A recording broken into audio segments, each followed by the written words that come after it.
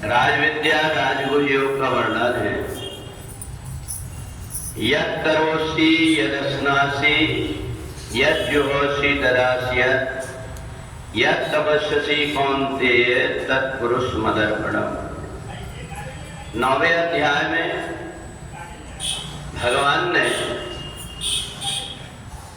पाप और पुण्य से बचने का सरल उपाय बताया कि हमारे द्वारा जो कुछ भी कर्म होते हैं, ये कर्म की प्रेरणा देने वाली आत्मा रहती है। आत्मा जब तक के कोई प्रकार की चेतना ना दे, इंद्रियां कोई काम नहीं करती। और इसलिए जो व्यक्ति जो कुछ भी कर्म करता है वो सब इंद्रियों के द्वारा ही कर पाता है। तो इसलिए अपने द्वारा जो भी कर्म होते हैं, उन कर्मों को यदि हम परमात्मा को अर्पण कर दें, तो कर्म करने के पहले हमें ये सोचना पड़ता है कि हम जो कुछ कर्म कर रहे हैं ये परमात्मा को समर्पित करेंगे।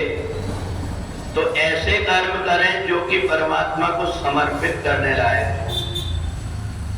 अगर यदि हम अठवाई बनाते हैं या भगवान के लिए सत्यनारायण के लिए आटा गूंथते हैं, हम पूरा ये ध्यान रखते हैं कि हम परमात्मा के लिए भोग बना रहे हैं, हम बड़ी शुद्धता से उस कार्य को करते हैं। ऐसे ही यदि हमने जो कुछ भी हमारे द्वारा कर्म होंगे हम परमात्मा को अर्पण करेंगे, ऐसा मान करके हम अगर कर्म करते हैं तो हमारे अंतःकरण में अपने आप शुद्ध विचार आने लगेंगे। और मानो जाने अनजाने में हमारे द्वारा ऐसे कर्म हो जाते हैं जो कर्म हमें नहीं करना चाहिए, परंतु हमें पता है कि हमारी आदत है कि हम जो कुछ भी कर्म करते हैं वो परमात्मा को समर्पित करेंगे। तो जब ऐसे कर्म होते हैं वो परमात्मा को हम समर्पित करते हैं,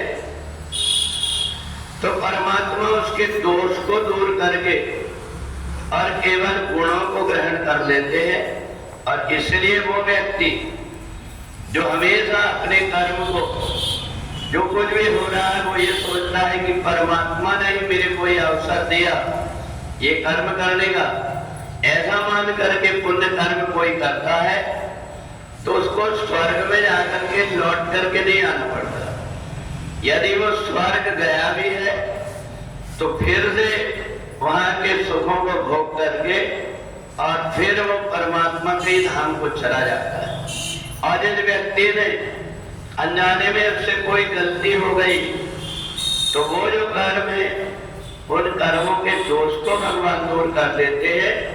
इसलिए उसको उन कर्मों के पाप कर्म को भोगने के लिए कहीं जाना नहीं पड़ता। तो इसलिए हमारी अगर एक सहज आदत बन गई कि हम जो कुछ भी कर्म करते हैं वो परमात्मा को हम अर्पण कर दें, तो हमारे द्वारा किए हुए कर्म पाप और पुण्य दोनों हमारे पास न रह करके और कर्मों का फल समाप्त हो जाता है और उसके बदले में परमात्मा की कृपा हमें प्राप्त होती है।